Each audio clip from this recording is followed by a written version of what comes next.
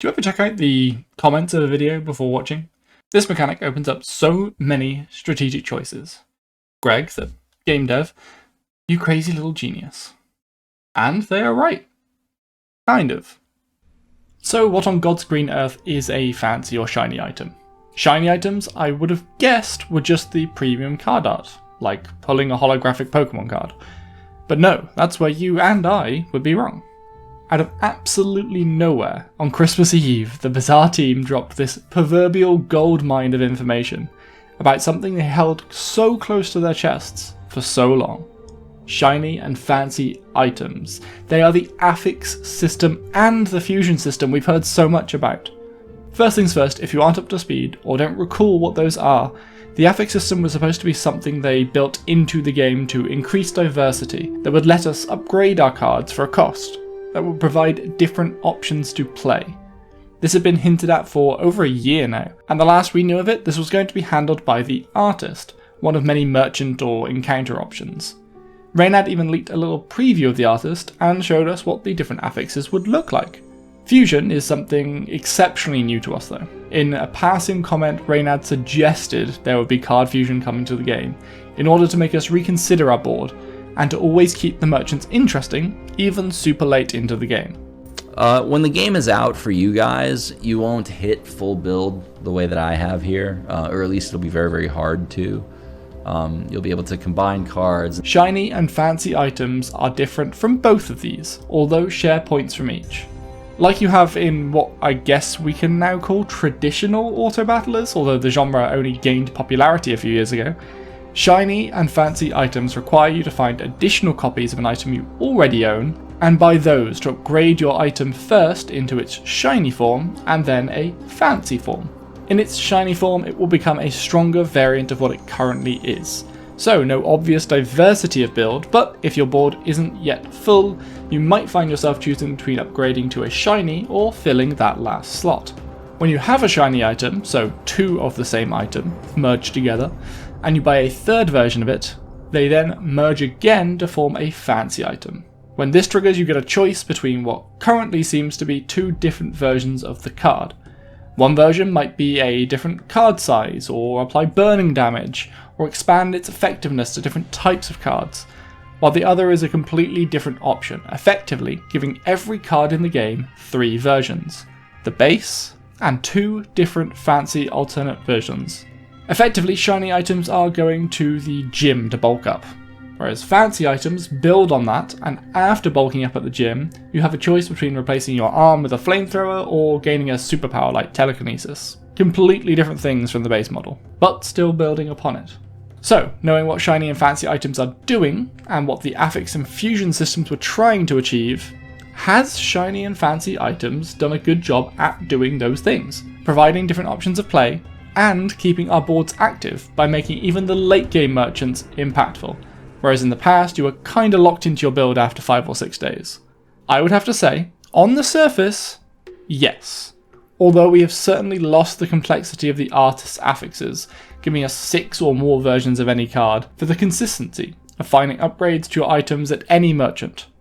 But what does this actually mean for gameplay? How has this changed the Bazaar from what it was? Well, for starters, that day 5 or 6 lock, where you have a full board of good items that work well together and you're now just looking for stat boosts, should make way for shiny and fancy hunts. Maybe your core item isn't what you make shiny, so it actually makes sense to sell that core item and pivot into building around your new shiny item. Or perhaps the fancy choices you get push you away from your regular damage build, and instead you now have a focus on burning. What I'm most excited to see it shake up in the current play of the game though, is the constant, unending visits to PvE encounters. Because the only way to keep scaling past the 5 to 6 day mark was to have items grow in power each time you went to a PvE fight. And, as that was the case, that's all anyone would do, so in the previous gameplays, as you will see in the background of many of our videos, they go to a lot of PvE encounters. But now, there is a new way to scale. The jump from regular to shiny item seems pretty damn strong. So I can see a world where you are ignoring PvE encounters to go to specific merchants, even if you have one of those scaling builds, just for that huge boost and benefit you would get from upgrading to shiny or even fancy. This is by no means a given though. There are so many factors that go into each meta, and we only get to see a few games from each patch. So screw that, keep up, we're moving on again. There is only one thing I absolutely have to say here though, and it was actually a little disheartening. You folks know I am one of the Bazaar's biggest supporters. I love the direction the game is going in, and the new team have made improvement after improvement in my eyes, but this could be the first time they have missed the mark as far as I'm concerned. Up until now, we've had a super innovative game. Every step we took, it was forwards. The questions were, where can we take this genre? Will we even end up in a particular genre? If the sky is the limit, how can we surpass that? And I feel like we've exchanged that almost childish, limitless vision for a neat little bow. Let me explain what I mean. So, we were breaking rules with Reynad's new vision on matchmaking, and we've been breaking rules with all the classes' unique mechanics that we've seen. Hell, they only get more complex from here, and I'm already sold on Jules' mechanic. But then with the question of upgrading and fusing, we steal the answer from our big brother who sat the exam last year. We just take the upgrade system out of every other auto-battler. Yes, okay, it ties up the problems of how to make the upgrading and fusing systems work, and it no doubt saved a lot of time making the release of this game, this year, remotely possible. But did it lose that spark in the process? Only time will tell.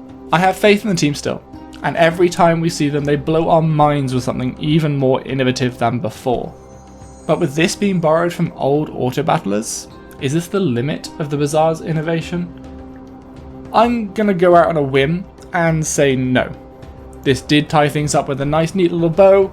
It works exceptionally well, at least in concept for the Bazaar. It's just a step away from innovation. But we still have Mac and Dooley to come, and they're both supposed to be even crazier than the mechanics we've already seen. So watch this space.